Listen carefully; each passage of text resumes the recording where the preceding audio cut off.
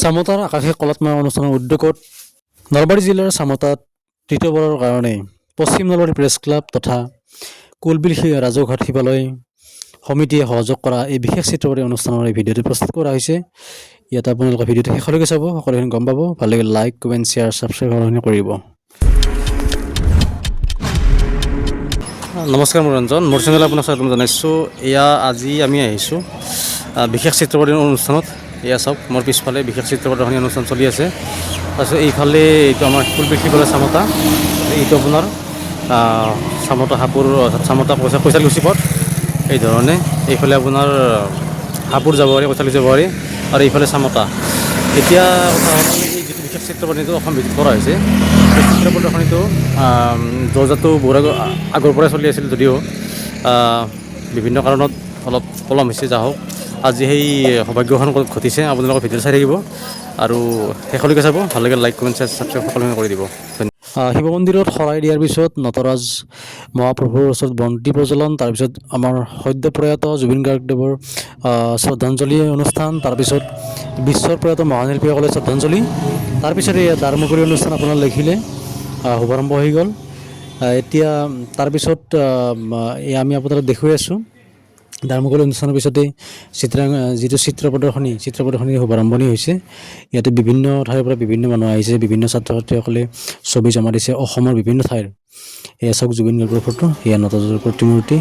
এই ধৰণে সুন্দৰভাৱে সুসজ্জিতভাৱে ছবিখিনি সজাই তোলা হৈছে ছাত্ৰ ছাত্ৰীসকলৰ উদ্দেশ্যে। তেওঁলোকৰ যিটো প্ৰতিভা বিকাশৰ উদ্দেশ্যে এই অনুষ্ঠান কৰা হৈছে চামতাত তৃতীয়বাৰৰ কাৰণে। এইটো অসম ভিত্তিক হৈছে, আগতে জিলা ভিত্তিক হৈছিলে। এইটো এটা আমাৰ অসমৰ চামতাৰ সমগ্ৰ অসমৰ বাবে এটা গৌৰৱৰ বিষয়। এয়া চাওক, এই অনুষ্ঠানত বিভিন্নজন গুণী ব্যক্তিৰ আগমন হৈছিল। তাৰ ভিতৰত সন্মানীয় নিভা বৰুৱা বাইদেউ, এগৰাকী বিশিষ্ট এষ্ট্ৰলজাৰ। তাৰপিছত আমাৰ চামতা জিলা পৰিষদৰ সদস্যা মনীষা বৰ্মন বাইদেউ। তাৰপিছত মোৰ গুৰু সন্মানীয় বলেন কুমাৰ গোস্বামী ছাৰ। তাৰপিছত নুৰুল ইছলাম ছাৰ, তেখেতে খুব ভাল লেখক, ভাল লেখা মেলা কৰে। তাৰপিছত সন্মানীয় ৰাজেন বৈশ্য ছাৰ। এই ধৰণে বিভিন্ন ব্যক্তিৰ আগমন ঘটিছিল।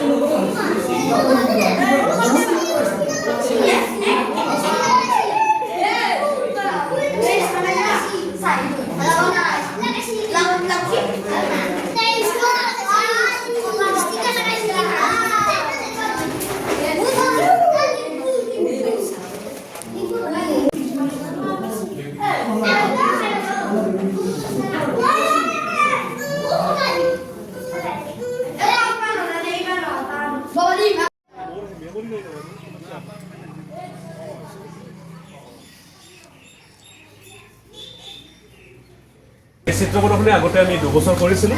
এইবাৰ কুলবিল ৰাজহুৱা শিৱালয়ৰ যাত্ৰীবাস ভৱনত 3 বছৰৰ যিখন চিত্ৰ প্ৰদৰ্শনী, সেই চিত্ৰ প্ৰদৰ্শনীখন ইয়াতে আয়োজন কৰিছোঁ। এই চিত্ৰ প্ৰদৰ্শনীখনত অসমৰ বিভিন্ন জিলাৰ পৰা বিভিন্ন ল'ৰা ছোৱালীয়ে অংশগ্ৰহণ কৰিছে। আবেলি 4:30 বজালৈকে খোলা থাকিব।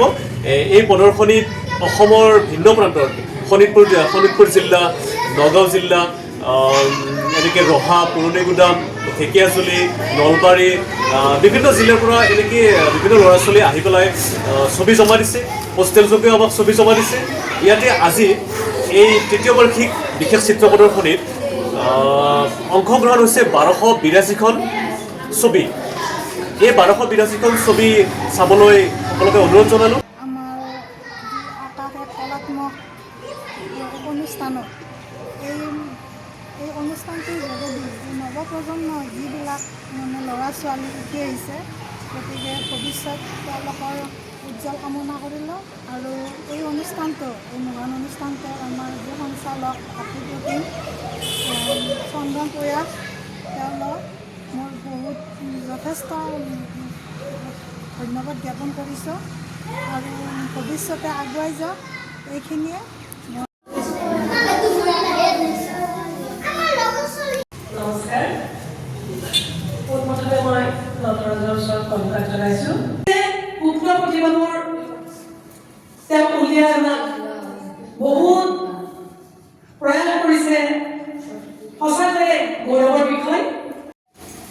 ইয়াৰ পিছত আমাৰ অসমীয়া মেলাপথৰ জুবিন গাৰ্গৰ শ্ৰদ্ধাঞ্জলি জনোৱা হৈছিলে।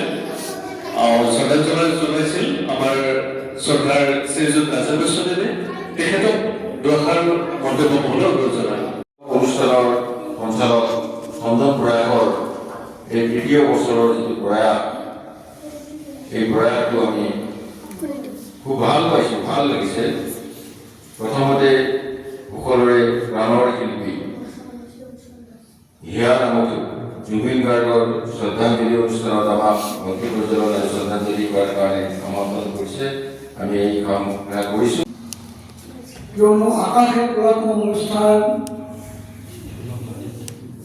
অনুষ্ঠানে আজি তৃতীয় বছৰৰ বাবে ইয়াক অনুষ্ঠিত কৰিছে এখন বিশেষ চিত্ৰ প্ৰদৰ্শনী। আৰু সেই চিত্ৰ প্ৰদৰ্শনীখন আমাৰ পূৰ্বীঘাট নটৰাজ আৰু পশ্চিম নলবাৰী প্ৰেছ ক্লাবৰ লগত ইয়াক অসম দৰ্শনৰ এই ভৱনটি অতি আড়ম্বৰপূৰ্ণভাৱে অনুষ্ঠিত হৈছে। আজিৰ এই বিশেষ চিত্ৰ প্ৰদৰ্শনী অনুষ্ঠানৰ নিৰ্দিষ্ট অতিথি সন্মানীয় মোৰ গুৰু সদৃশ কমল শৰ্মা ছাৰ, তেখেত আমাৰ মাজত উপস্থিত আছে। যা হওক, খুবেই ভাল লাগিল। আৰু বিভিন্নজন আহিছিলে ইয়ালৈ, কিন্তু মই ছাৰৰ পৰা আজিৰ এই অনুষ্ঠানৰ বিষয়ে তেখেতৰ কেনেকুৱা অনুভৱ সেইখিনি মই তেখেত ব্যক্ত কৰিবলৈ আহ্বান জনালোঁ। ছাৰ, মোৰ চেনেললৈ আপোনাক স্বাগতম জনাইছোঁ। নমস্কাৰ। হয়, ধন্যবাদ। আজিৰ এই যিটো অনুষ্ঠান, এই অনুষ্ঠানটো অসমৰ বিভিন্ন অনুষ্ঠানৰ ভিতৰত এইটো অনুষ্ঠান নহয়, এইটো এটা আছুতীয়া অনুষ্ঠান। হয়, ক'ব গ'লে অসমত এনেকুৱা অনুষ্ঠান পতা বুলি মই আজিলৈকে শুনাও নাই। যি দুটা অনুষ্ঠান আগতে হৈ গৈছে, সেই দুটাও আমাৰ এই মানে অনুষ্ঠানৰে সঞ্চালক হয়, মানে চন্দন প্ৰয়াসেই কৰিছে। গতিকে এতিয়া এই অনুষ্ঠানটো এটা বিশেষ তাৎপৰ্য আছে। সঁচাকৈ ভাল লাগিছে। এইকাৰণে ভাল লাগিছে যে এই অনুষ্ঠানটোৰ জৰিয়তে আমাৰ যিখিনি মানুহ আহিছিল, সেই মানুহখিনিয়ে চিত্ৰ কি, ছবি কি, ইয়াৰ তাৎপৰ্য কি, এই আৰম্ভ হ'ল কেতিয়া, বৰ্তমান ইয়াৰ স্থিতি কি, ইয়াৰ জৰিয়তে কি হ'ব পাৰে, ইয়াৰ পৰা আমাৰ লাভালাভ কি, এইবিলাকৰ ওপৰত আমি মুকলি সভাতে আমি কথাখিনি কৈছোঁ। তথাপি মই এই সাক্ষাৎকাৰটো কৰি দিওঁ যে ইয়াৰ আচলতে যিটো ইতিবৃত্তটো সঠিকভাৱে ইয়াৰ এটা নিৰ্দিষ্ট সময় নাই। কোন সময়ৰ পৰা ইয়াৰ মানে আৰম্ভ হৈছে এইটো কথা কোনেও ক'ব নোৱাৰে। আমি ইয়াৰ আধাৰটো পাইছোঁ আমাৰ যিবিলাক পুৰণা ভীমবেটকা যিটো গুহা আছে, অজন্তা যি গুহা আছে, সেই ফ্ৰান্স, স্পেইন এইবিলাকৰ যিবিলাক গুহা আছে, সেই গুহাবিলাকৰ যিবিলাক খোদিত চিত্ৰ আৰু তাত অংকিত চিত্ৰ কিছুমান আছে, আৰু সেইবিলাকৰ আধাৰত যি বহু পুৰণি কালৰ পৰা যি চলি আহিছে, এই কথাখিনি আমি বুজি পাওঁ। কিন্তু এটা কথা আমি নাজানো, সেইটো আমাৰ দুৰ্ভাগ্য। সেইটো হ'ল কি, কোনে প্ৰথম এইটো লিখা বা আঁকা আৰম্ভ কৰিছিল, এই বিষয়ে আমাৰ হেৰিত নাই। এতিয়া যি বৰ্তমান, এতিয়া আজি আমি সকলোৱে জানো নীলপৱন ছাৰ বা আদ্য শৰ্মা এটা অসমৰ বিশিষ্ট চিত্ৰশিল্পী, এওঁলোকৰ নামহে আমি জানিছোঁ। ৰবীন্দ্ৰনাথ ঠাকুৰৰ নাম আমি শুনিছোঁ, শংকৰদেৱৰ নাম আমি শুনিছোঁ। তেখেতসকলক ক'ব গ'লে আমি আধুনিক যুগৰ বুলিয়ে ক'ব লাগিব। বা এতিয়া শংকৰদেৱৰ যিবিলাক হেৰি আছিল, সেইবিলাকতো আমাৰ ধৰ্মীয় গ্ৰন্থৰ ওপৰত তাৰ কাহিনীবিলাক চিত্ৰৰ জৰিয়তে শংকৰদেৱৰ কথাখিনি তাৰ মানে পৰিস্ফুট হৈছে। আৰু এতিয়া এই তাৎপৰ্যবিলাক যে চিত্ৰ আকাৰেই যে কিছুমান যে ভাল কাহিনী, অতি গুৰুত্বপূৰ্ণ কাহিনী, জানিব লগা কাহিনী যে প্ৰদৰ্শন কৰিব পাৰি, এই প্ৰদৰ্শনৰ জৰিয়তে আমি সেই কথাটো অনুভৱ কৰোঁ। গতিকে এনেধৰণৰ এটা ব্যতিক্ৰমী অনুষ্ঠান আজি আকাশ এক কলাত্মক অনুষ্ঠানে ইয়াৰ সঞ্চালক চন্দন প্ৰয়াসে মানে এই অনুষ্ঠানটো চলাই আছে। এইটো তিনি নম্বৰ অনুষ্ঠান। দুটা অনুষ্ঠান 16 চনত এটা 21 চনত এটা হৈ গৈছে আৰু আজি 2026 চনৰ 9 জানুৱাৰীৰ দিনাখনো এই অনুষ্ঠানটো হৈ গ'ল। এইটো এটা সেইকাৰণে মই কৈছোঁ এইটো এটা ব্যতিক্ৰমী অনুষ্ঠান, যাৰ চিন্তা চৰ্চা অসমত হোৱা নাই। এই চিন্তা চৰ্চাটো আমাৰ মানে চন্দন প্ৰয়াসৰ আকাশ কলাত্মক এক অনুষ্ঠানৰ সঞ্চালক, তেওঁৰ এইটো মানে সুকীয়া চিন্তা চৰ্চা। তেওঁ এজন বিশেষ ব্যতিক্ৰমী ব্যক্তি বুলি মই ক'ব লাগিব। আৰু এইখিনিৰ জৰিয়তে যে এটা মানুহৰ ল'ৰা ছোৱালীবিলাকে কেনেকৈ অধ্যয়নত মনোযোগী হ'ব পাৰে, কেনেকৈ ধৈৰ্য ৰাখিব পাৰে, এই চিত্ৰাংকনৰ জৰিয়তে এইবিলাক আহে। যি ল'ৰা ছোৱালীয়ে পঢ়াৰ ধৈৰ্য ৰাখিব নোৱাৰে তেওঁলোকে যদি ছবি আঁকাত যদি অলপ বিশেষ মনোযোগ দিয়ে, ছবি আঁকোতে ধৈৰ্য অট'মেটিকেলি আহি যায় আৰু সেই ধৈৰ্যটোৱে বাকী অন্যান্য বিষয়বিলাক পঢ়াৰ ক্ষেত্ৰতো ধৈৰ্যবিলাক আহি যায়, ল'ৰা ছোৱালীয়ে শিক্ষাত আগবাঢ়িব পাৰে। গতিকে শেষত এই অনুষ্ঠানৰ সঞ্চালক চন্দন প্ৰয়াসক মই ব্যক্তিগতভাৱে ধন্যবাদ জনাই আজি এই কথাখিনি এইখিনিতে সামৰণি মাৰিছোঁ। বহুত বহুত ধন্যবাদ ছাৰ।